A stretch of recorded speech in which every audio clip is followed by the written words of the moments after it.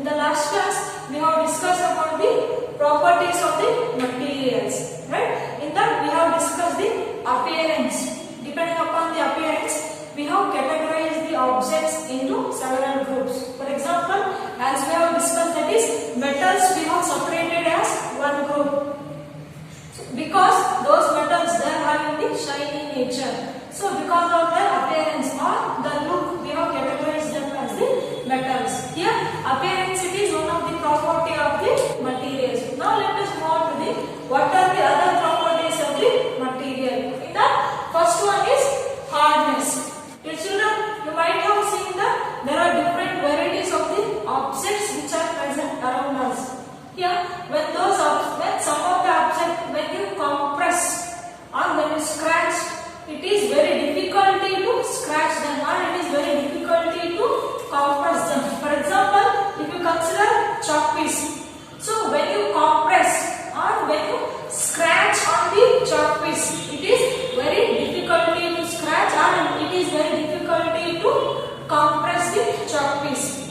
Then what we are calling these type of the materials? We are calling these type of the materials as the hard materials. Here there are some of the materials which are very soft. For example, here cotton. Cotton, when you compress it or when you scratch it, here the cotton it will be compressed very easily or it can be scratched very easily. So what we are calling these type of the materials? We are calling as the soft materials. Okay? Here cotton it is one of the soft material. Here there is another example. Here I had taken a key. So the key, is it a soft material or hard material? So when I compress the key or when I scratch the key, here the key it is not compressing or it is not scratching. Then I had considered this key as the hard material, right? And here I had taken another example, that is the stone. So when I compress the stone it is not compressing, right? And also when I scratch on the stone is also not scratching. Then what we can consider? Yeah, stone is also one of the hard material. Okay? And another example like sponge. Yeah, sponge I can consider as the soft material because when I compress the sponge or when I scratch the sponge, it will be compressed or it can be scratched very easily. So that I had considered sponge as the one of the example for the soft material. Then, dear children, here the materials which can be compressed or which can be scratched easily, those we have considered as the soft materials. Okay. Next, the materials which are difficult to compress, we are considering those as the hard materials. For example, the key, stone, chalk piece, wall. Okay, these are the few materials which cannot be compressed very easily. So those all we can consider as the hard materials.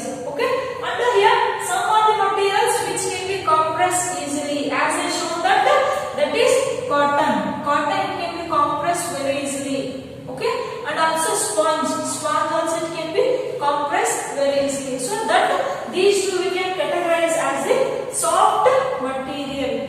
Here hardness it is one of the characteristics of the material. Some of the material they are hard and some of the material they are very soft depending upon their compressing ability. Dear children, now let us discuss the next property of the material, that is soluble or insoluble. Here soluble is nothing but the substance which are completely dissolved in the water. So when you add some of the substance to the water, here in water those substances they will be completely dissolved and they may be disappear sometimes. For example, when you add the salt or sugar in the water, here those salt and sugar both they will be completely dissolved in the water. So here salt and sugar I consider as the soluble substances because those substances completely dissolved in the water or they disappear in the water. And the next one, that is insoluble. Yeah, insoluble is nothing but when certain substances, when you are adding to the water, those substances they are not mixing with the water and they will remain after the stirring also. When you stir after the stirring also, they will remain in the water. They are not mixing in the water. So those kind of substances we are calling as the insoluble substances. For example, if you add the soil into the water, yeah, soil does not dissolve in water completely, right? Another one example you can take it as when a chalk powder, when you dissolve in water, the chalk powder also not dissolved in water. So those two examples we can consider as the insoluble substances. Dear children, we can understand the soluble and insoluble substances in detail by doing one of the activity, that is activity 4. Now let us do the activity 4. Now let us do the activity 4. Here to do this activity we need certain materials. So those are, we need 5 cups and we need little quantity of water. With that, here we need sugar, salt, soil, chalk powder and sawdust. These are the materials we require to do this activity. Here, take 5 cups. In that you have to add little quantity of the water. Later, these 5 substances you have to add in each glasses. After, you have to observe which are the substances they will be soluble and which are the substances they are insoluble. Now let us do. Now you have to keep the little quantity of the sugar in the first cup. Next, in the second cup, you have to add the salt. In the third cup, you have to add the soil. In the fourth cup, you have to add the chalk powder. In the fifth cup, you have to add the sawdust. After that, you have to, after the stirring, you have to observe which are the substances they are soluble and which are the substances they are insoluble.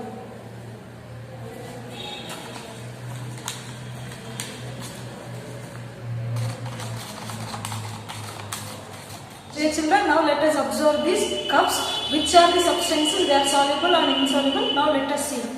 Look at, this is the first cup. I had added the sugar. Yeah, sugar is completely dissolved in this water.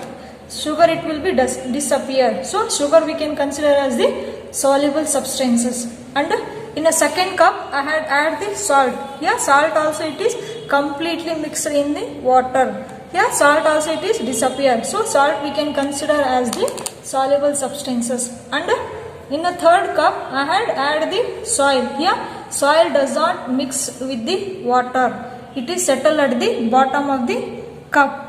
Means here soil we can consider as the insoluble substance. In the fourth cup, I had put the chalk powder. Here chalk powder it is not dissolved completely in the water. Chalk powder we can consider as the insoluble substances. And last cup I had added the sawdust. Here sawdust it is not dissolved, it is floating on the surface of the water. It makes a separate layer. Here soil, chalk powder and sawdust, these we can consider as the insoluble substances. Children, look at here, sawdust it is not dissolved, it is floating on the surface. It makes the separate layer. Yes, these 3 substances we can consider as the insoluble substances. Yes, dear children, in this activity we have noticed that some of the substances they are soluble. That is sugar and salt, it is soluble in water. So those we can consider as the soluble substances. And remaining soil, chalk dust and sawdust. So these are not dissolved in water. Those 3 we can consider as the insoluble substances. Yes, dear children, from this activity we have understood that some of the substances they are dissolved completely in water. For example, in that activity we have used the salt and the sugar. So those 2 are completely dissolved in the water. And also we have used in that activity, that is the sawdust and soil. These 2 are not dissolved in the water.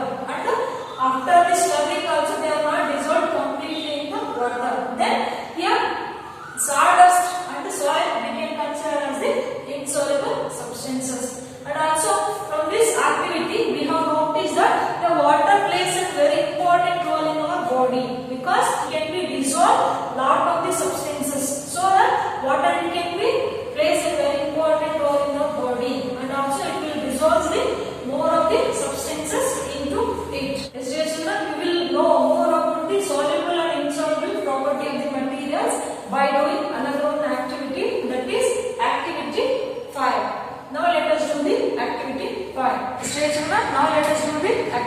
5. To do this activity, we need certain materials. That is, we need the lemon, coconut oil and vinegar.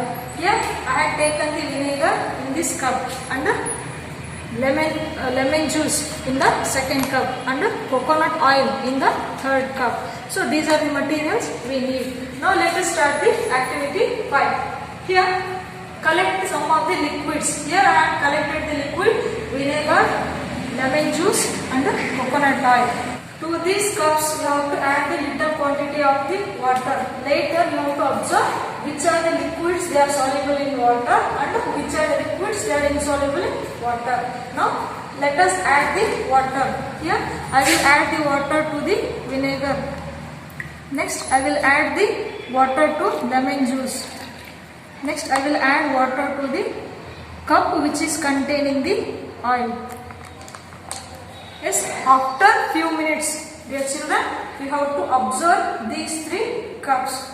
You might have seen that the cup first which is containing the vinegar is completely dissolved, and the cup which is containing the lemon juice, this is also completely dissolved in water.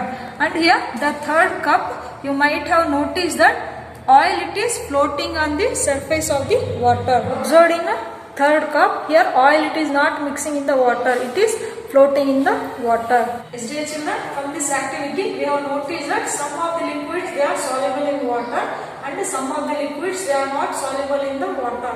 They are floating on the water. They are making separate layer in the water.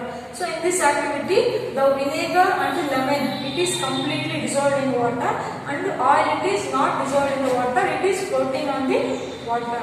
Dear children, from the activity 5 we have understood that here some of the liquids it is completely dissolved in the water. For example, we have used the vinegar. Here vinegar it is containing the acetic acid. Okay.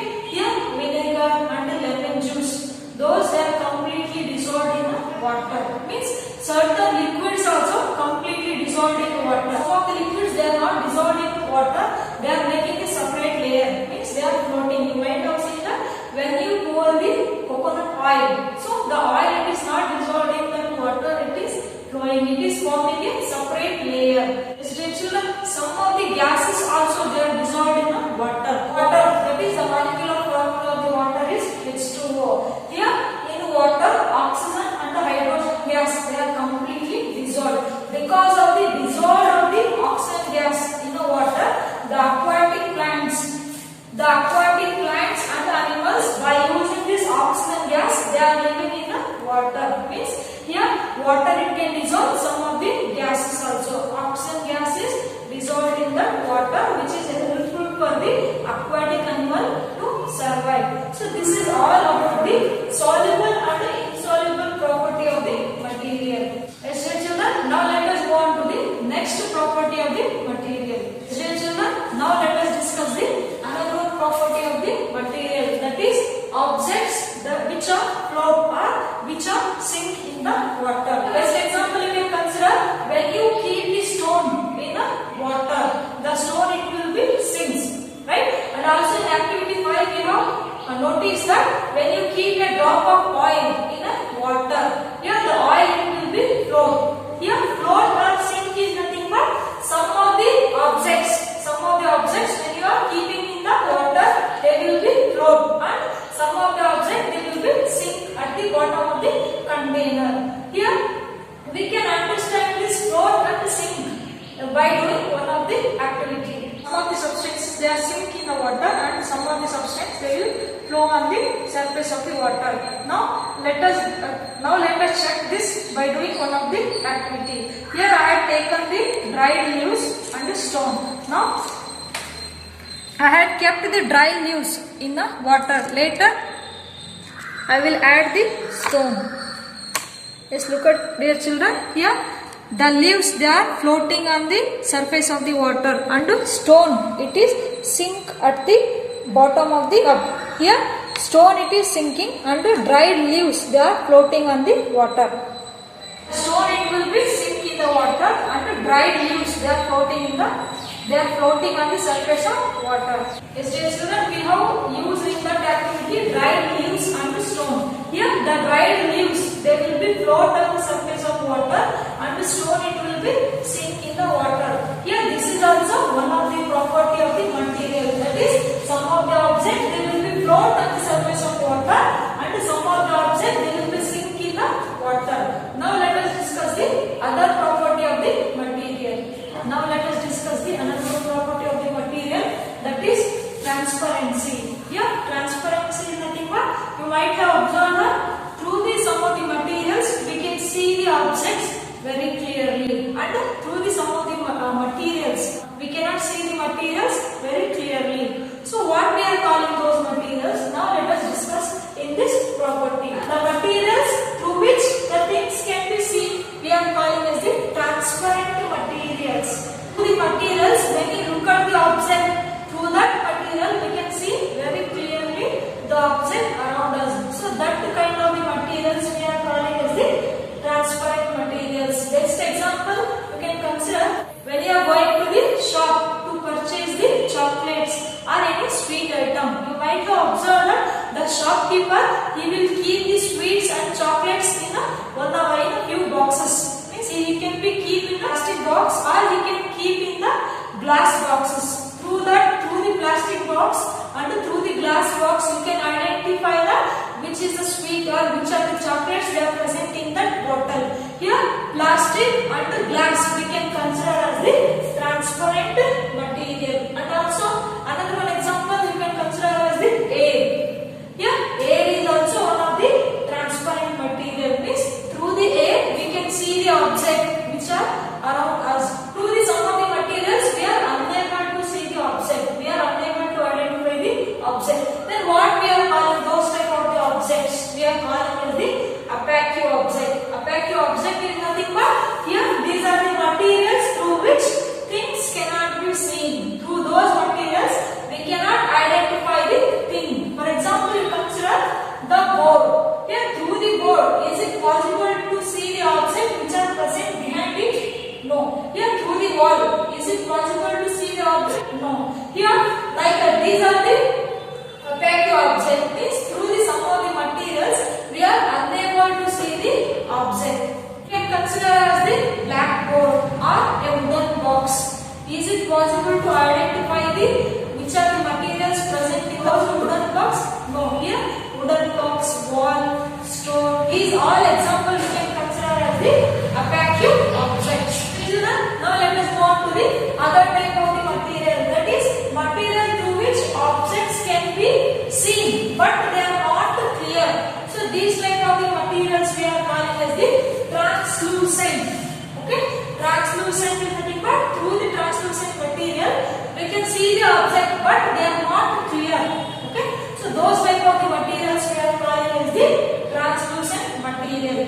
Yes, children, we have understand the translucent material better by doing one of the activity. Now let us do the activity. Yes, children, now let us do the another one activity, that is activity 6. To do this activity, we need a sheet of paper and a few drops of the oil. When you hold this paper in front of the bulb or in front of the lighted bulb, you can see the object. You have to put a drop of oil on the paper.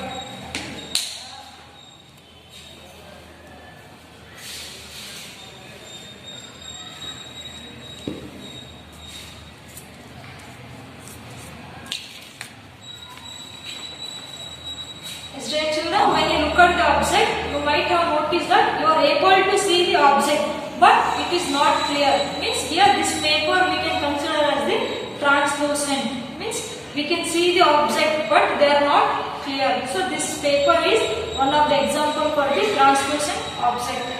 When you keep a drop of oil on the paper, through that if you observe the object, here the object they will be appear. Means they will be visible but they are not clear. So that is